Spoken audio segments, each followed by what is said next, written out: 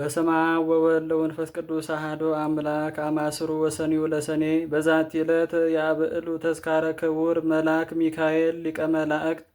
አንድ አምላክ በሆነ በአብ በወልድ በመንፈስ ቅዱስ ስም ሰኔ 12 በዚች ዕለት የከበረ የመላእክት አለቃ የመልአኩ የሚካኤል መታሰቢያን በዓል ያከብራሉ። የሚያከብሩበትም ምክንያት እንዲህ ነው። እስክንድሪያ በምትባል ከተማ አክላወ ባጥራ የተባለች ንግሥት የንጉሥ በጥሊሞስ ልጅ ዙሃል በሚባል ኮከብ ስም ያሰራችው ታላቅ ምኩራብ ነበረና በየዓመቱ ሰኔ 7 በበባተ በ12 ቀን በዚያም ምኩራብ ሕዝቡ ተሰብስቦ ታላቅ በዓል ያደርጉ ነበር። በዚያም ምኩራብ ውስጥ ዙሃል የሚሉት ታላቅ የነሐስ ጣዖት የነበርና በዓሉ በሚከበርበት ዕለት ብዙ ፍሪዳዎችን ያርዱለት ነበር።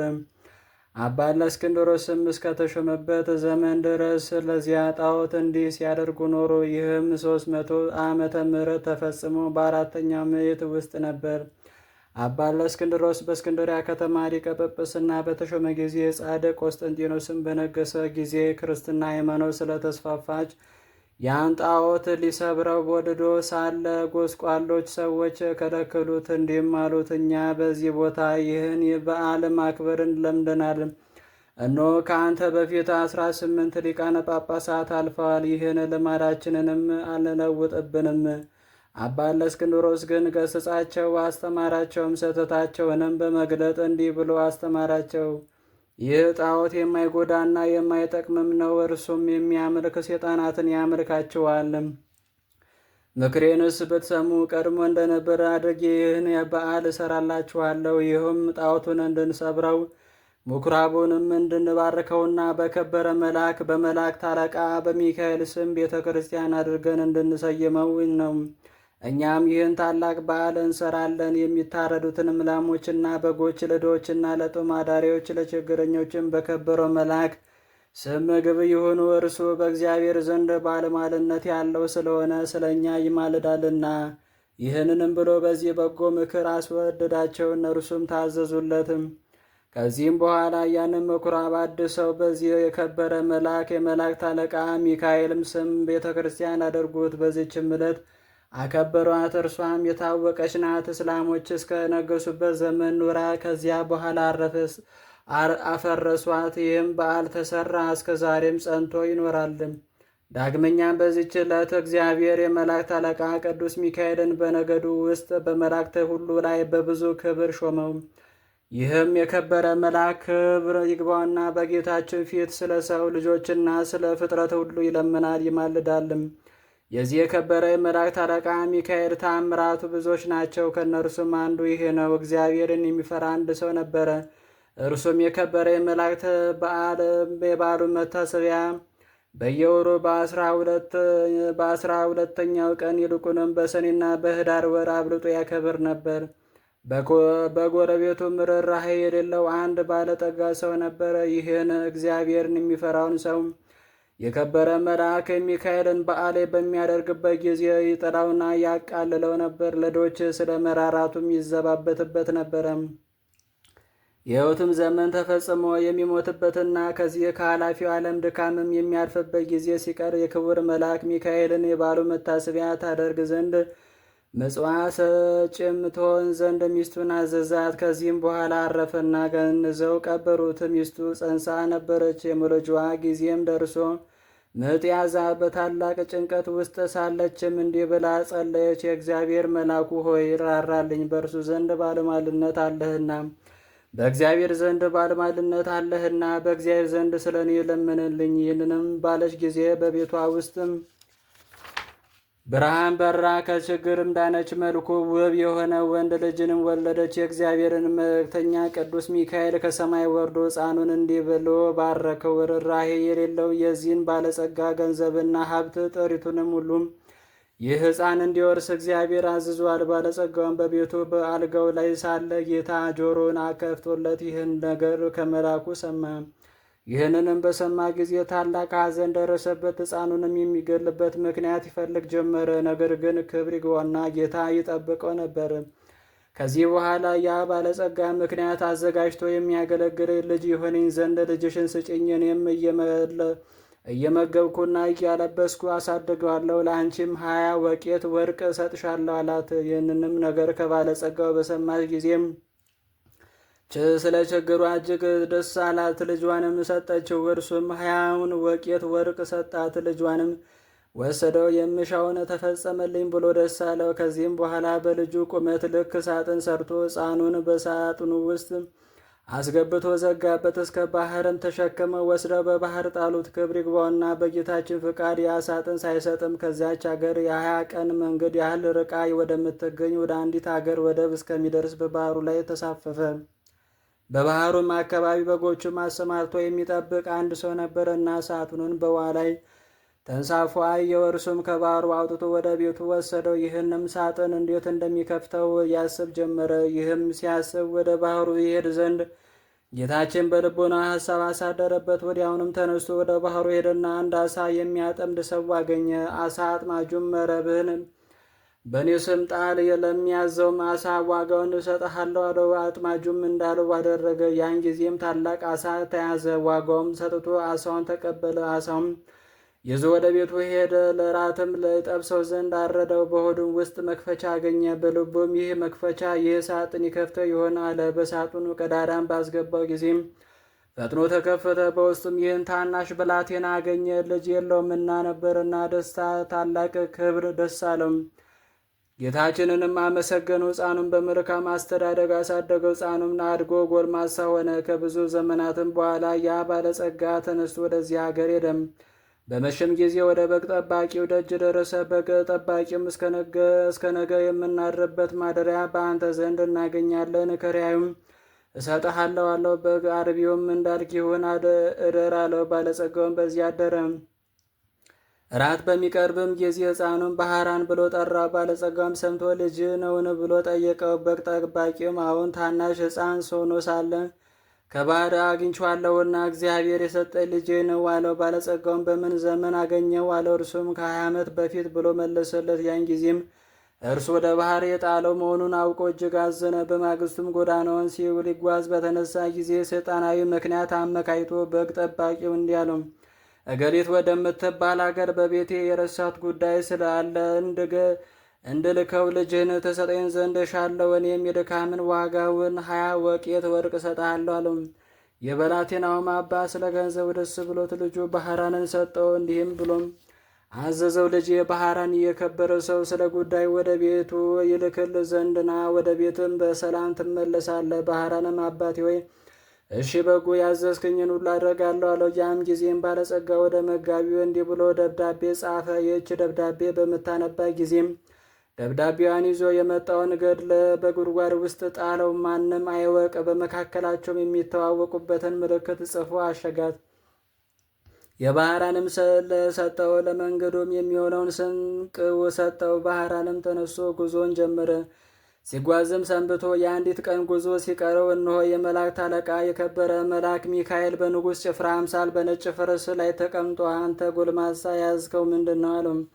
ወደ እገሌ ሀገር ወደ ቤቱ ለማድረስ ከአንድ ባለጸጋ የተጻፈች መልእክት ናት አለው። ይህች ደብዳቤ አሳየኝ አለው። እርሱም ስለፈራ ሰጠው። በዚያን ጊዜም የከበረው መልአክ ሚካኤል ያችን የሞት መላእክትን የደመሰሳት በእርሷን ፈንታ በንፋት ለውጦ እንዲህ ብሎ ጻፈ። ይህች ደብዳቤ ይዞ ለመጣ ባህራን ለሚባል ሰው ይህች ደብዳቤ ደርሳ በምትነበብበት ጊዜ ልጄ እገሊት አጋቡት፣ በውስጥና በውጭ ያለ ንብረቴና ጥሪቴን ወንዶችና ሴቶች ባሮቼን ጠቅላላ ንብረቴንም አውርሼዋለሁና የፈለገውንም ሊያደርግ ስልጣን ሰጥቼዋለሁና እኔን አትጠብቁኝ። እኔ ብዙ ዘገያለሁ። የእኔ ሹም እገሌ ይሆን። በእኔና በአንተ መካከል ይህች ምልክት እንዋት። ከዚህ በኋላ አሽጎ ለባህራን ሰጠውና ወደ ባለጸጋው ቤት ሄደ። ይህችን ደብዳቤ ለሹሙ ሰጠው። በጎዳና ምን እንደ ተገናኙ አትንገረው፣ እንዳይገልህም ይህንም የሞት ደብዳቤ ለውጬዋለሁ አለው።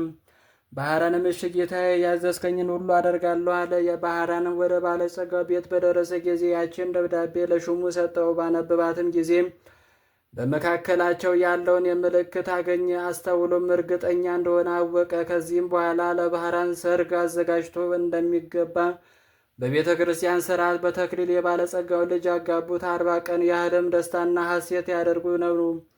ከዚህ በኋላ ባለጸጋው ከሄደበት መመለሻው ጊዜ ሆኖ በደስታ የሆነውን የመሰንቆና የእንዚራ ድምፅ ሰምቶ ይህን የምሰማው ምንድን ነው ብሎ ጠየቀም። እነርሱም ስሙ ባህራን ለተባለ የአንተን ደብዳቤ ላመጣ ጎልማሳ ሰው ልጅ እገሌ አጋቡት፣ እንሆም ለ40 ቀናት በሰርግ ላይ ነው። ገንዘብህና ጥሪትህን ሁሉ ወንዶችና ሴቶች ባሮችን አንተ እንዳዘዝክ ሰጥተውታል አሉት። ይህንንም በሰማ ጊዜ ደንግጦ ከፈረሱ ላይ ወደቀም። በድንገትም ሞተ። ባህራንም በጎ ስራዎችን የሚሰራ ሆነ። የተገለጸለትና ከመገደል ያዳነው የመላእክት አለቃ የከበረ መልአክ ሚካኤል እንደሆነ ሊገለው የሚሻውን የባለጸጋውን ጥሪቱን ሁሉ ያወርሰውም እርሱ እንደሆነ ተረዳ። የዚህን የከበረ መልአክ የመላእክት አለቃ ሚካኤልን መታሰቢያ በየወሩ ያደርግ ጀመረ። ቤተ ክርስቲያንም ሰራለት። የቅዱስ ሚካኤልንም ስዕሉን አስሎ በቤተ ክርስቲያኑ ውስጥ አደረገው። ከእርሱም ብዙዎች ድንቆች ታምራቶች ተገለጡ። ባህራንም ቅስና ተሾሞ እስከ ዕለተ ሞቱ በዚያች ቤተ ክርስቲያን ውስጥ የሚያገለግል ሆኖ ኖረ። በዚህ በከበረ የመላእክት አለቃ ሚካኤል አማላጅነት ከእናቱና ከአባቱ ከልጆቹም ጋር የዘላለም ሕይወትን ወረሰ። መድኃኒታችን በተነሳባትም ቀን ይህን ክቡር መልአክ ሚካኤል ከውስጠኛው መጋረጃ ውስጥ ገብቶ በክብር ባለቤት ፊት እንዲህ እያለ ይለምናል። እውነት ስለሆነ ቃል ኪዳነ በምድር መታሰቢያን የሚያደርጉትን ትምርልኝ ዘንድ ፈጣሪ ሆይ እኔ አገልጋይና መልእክተኛ ከቸርነትህ እለምናለሁ። አንተ መሐሪና ይቅር ባይ ነህና። የክብር ባለቤት ጌታችን እንዲህ ብሎም ይመልስለታል። የመንፈሳውያን ሰማያን መላእክት አለቃቸው ሚካኤል ወይም መታሰቢያ እንደሚያደርገውን ሁሉ መሸከም እንደምትችል ከሲኦል 3 ጊዜ በክንፎች ተሸክም እንድታወጣ ነው እኔ አዝዣለሁ። ይህንንም ቃል በሰማይ ጊዜ እጅግ ደስ ብሎት የበዓሉ መታሰቢያ ከሚያደርጉት በክንፎቹ ተሸክሙ የእሳቱ ባህር አሳለፋቸው። እነርሱም ከብቻው ጌታ በቀር የሚቆጥራቸው የለም። ስለዚህም የዚህን ታላቅ የከበረ የመላእክት አለቃ ሚካኤል የበዓሉ መታሰቢያ ለማድረግ መታገል ይገባናል። እርሱ ከሰይጣን ወጥመድ ያደነን ዘንድ በዘመናችንም ሁሉ የሚጠብቀን ዘንድ ኃጢአታችንንም ያስተሰርልን ዘንድ መከራችንንም ያርቅልን ዘንድ የምድራችንን ፍሬ ይባረክ ዘንድ ፈቃዱም ለመስራት ይረዳን ዘንድ ከእኛ ወገን የሞቱትን የዕረፍተ ነፍስ ይሰጥ ዘንድ ወደ መንገድ የሄዱ አባቶቻችንና ወንድሞቻችን ወደ ቤቶቻቸው በሰላም በጤና ይመልሳቸው ዘንድ በመካከላችንም ፍቅር ያደርግልን ዘንድ እስከ መጨረሻይቱ ምቅታ ድረስ በቀናች ሃይማኖት ያጸናን ዘንድ በእግዚአብሔር ፊት ስለ እኛ ይለምናልና። የክርስቶስ ወገኖች የሆኑ መኳንንቶቻችንም በጠብቆ በወንበሮቻቸው ላይ ያጸናቸው ዘንድ የሳቱን ወደ ቀናች ሃይማኖት ይመልሳቸው ዘንድ ለእግዚአብሔር ምስጋና ይሁን። እኛንም በዚህ መልአክ አማላጅነት ይማረን ለዘላለሙ አሜን።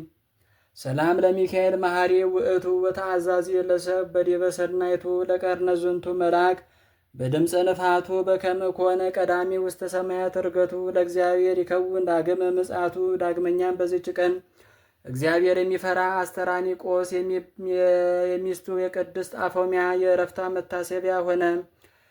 ይህም ሰው በየወሩ 3 በዓላቶችን እያከበረ ኖረ። ይህም ክብር ይግባውና የጌታችን ኢየሱስ ክርስቶስ የልደቱ መታሰቢያ በየወሩ በ29 የእመቤታችን የቅድስት ድንግል ማርያም በዓል መታሰቢያ በየወሩ በ21 ቀን የከበረ የመላእክት አለቃ የሆነ የቅዱስ ሚካኤልን በዓል መታሰቢያንም በየወሩ በ12 ናቸው።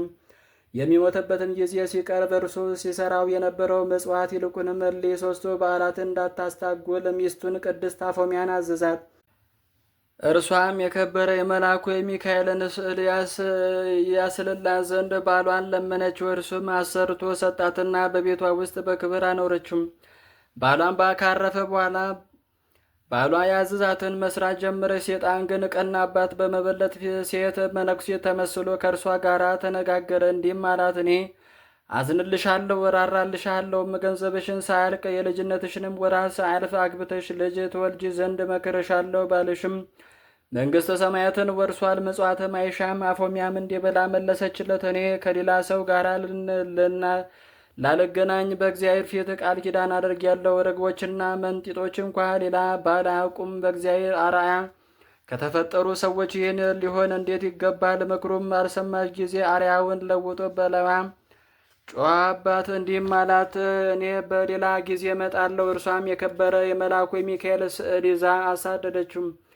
ከዚህም በኋላ ሰኔ 12 ቀን የከበረ የመልአኩ የሚካኤል በዓል በሚከበርበት ዕለት እርሷም የበዓሉን ዝግጅት ስታዘጋጅ ሳለች ብርሃናዊ መልአክ መስሎ መጣ። አፎሚያም ሆይ ሰላም ላንቺ ይሁን፣ እኔ የመላእክት አለቃ ሚካኤል ነኝ። ጌታ ወደ አንቺ ልኮኛልና እርሱም ይህን መመጸውትሽን ትተሽ ለአንድ ምእመን ሚስት ትሆኝ ዘንድ ጌታ አዞሻል። ባል የሌላት ሴት መልህቅ የሌለውን መርከብ እንደምትመስል እወቂ። እንደ አብርሃምና ያዕቆብ እንደ ዳዊትም እንደ ነርሱ ያሉም ብዙ ሴቶች እንዳገቡ እንደ እግዚአብሔርም ደስ እንዳሰኙት ከብሉይ ኪዳን መጽሐፍ ጥቅሶችን ያመጣላት ጀመረ። ቅድስት አፎሚያም መልሳ አንተ የእግዚአብሔር መልአክ ከወንክ የመስቀል ምልክት ከአንተ ጋር ወዴት አለ? የንጉሥ ጭፍራ የሆነ ሁሉም የንጉሡን ማኅተም ሳይዝ ወደ ሌላ ቦታ አይሄድምና አለችው። ሴጣንም ይህን በሰማ ጊዜ መልኩ ተለወጠና አነቃት።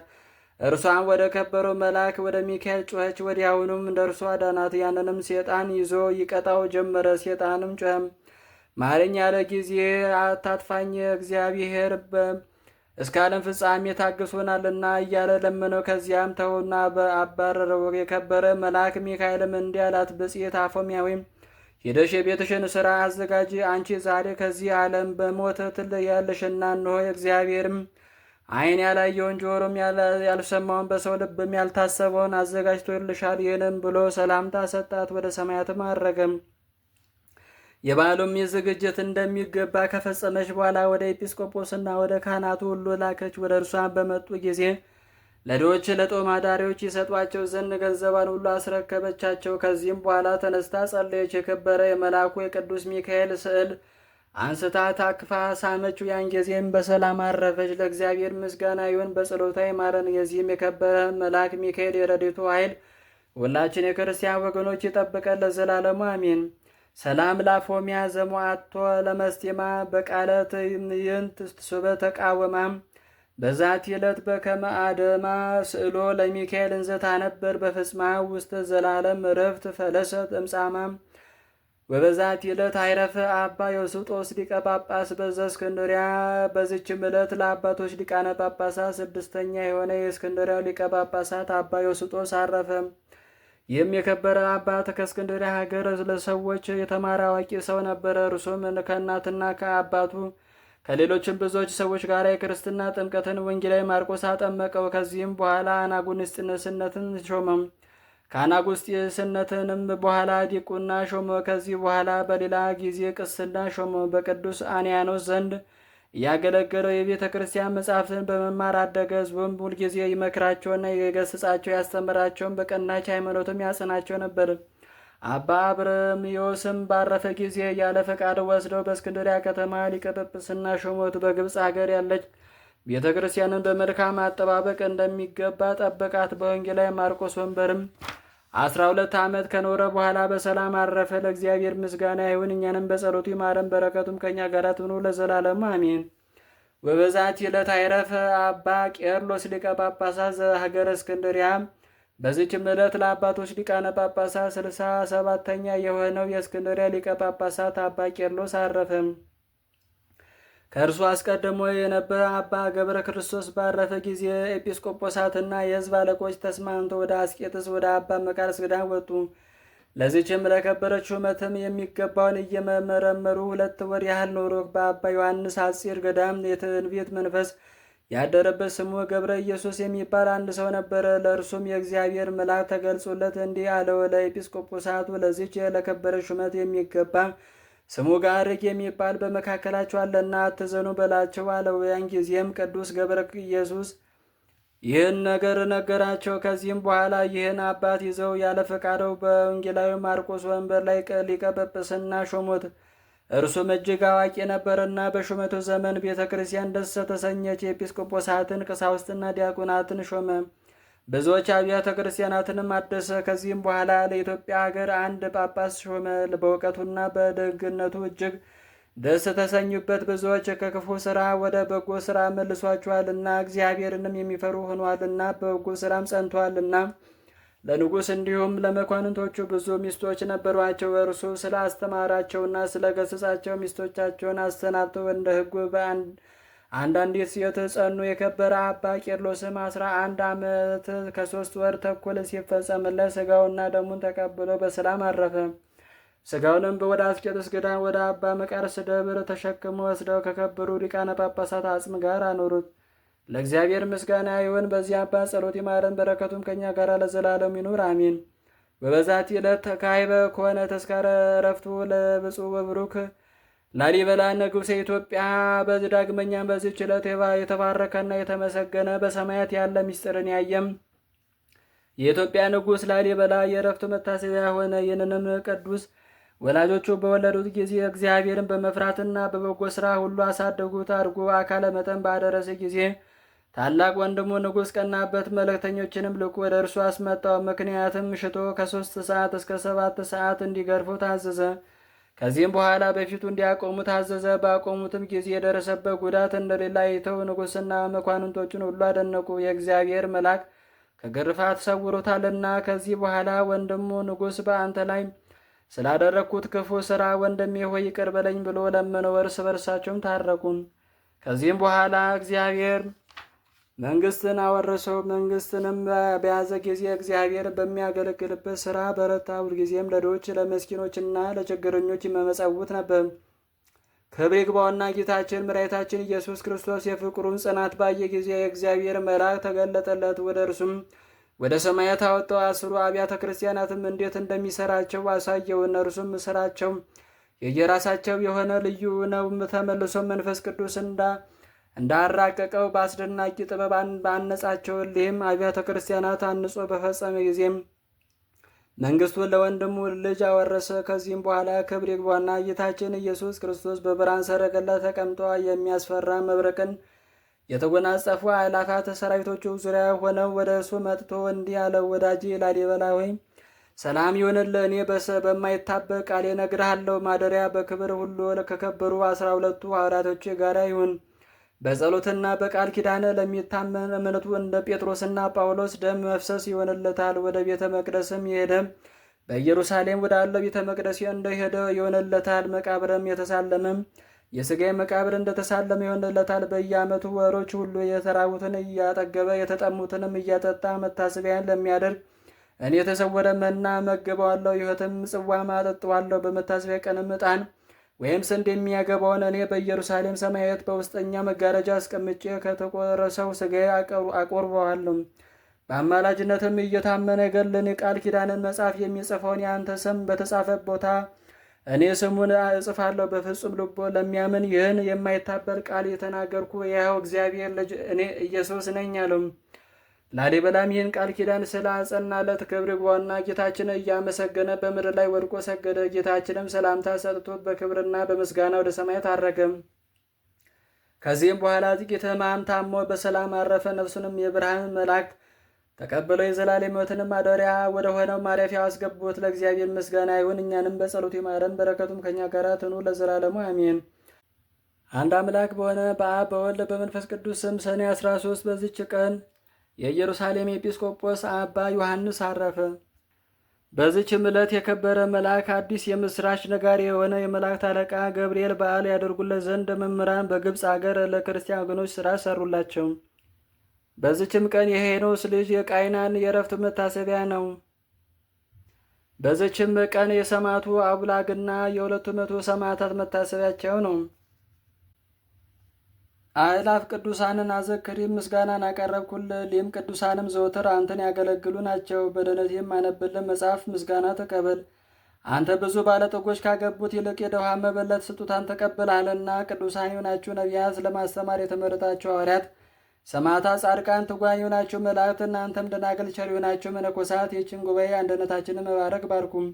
ስትባርኩም ከሕፃናቱ ጀምራችሁ እስከ ሽማግሌው ድረስ ይሁን። በብራና በወረቀት የጻፈውን ሊያደርስ በገንዘብ ዋጅቶ ያጻፈውን አምኖ ያነበበውን ወደ ሌላ ልሳን የተረጎመንም በዝነ ልቡና አምኖ የሰማውን ከጠብ ከክርክር ከመከራ ከችግር በምትሰወር በእናቱ በማርያም ጸሎት ኢየሱስ ክርስቶስ ሁላችን አንድ ላይ ይማረን። ቅዱስ መንፈሱንም ይላክልን ከዛሬ ጀምሮ ለዘላለሙ ዳግመኛ እስኪመጣ ድረስ አሜን። ወስብሐት ለእግዚአብሔር።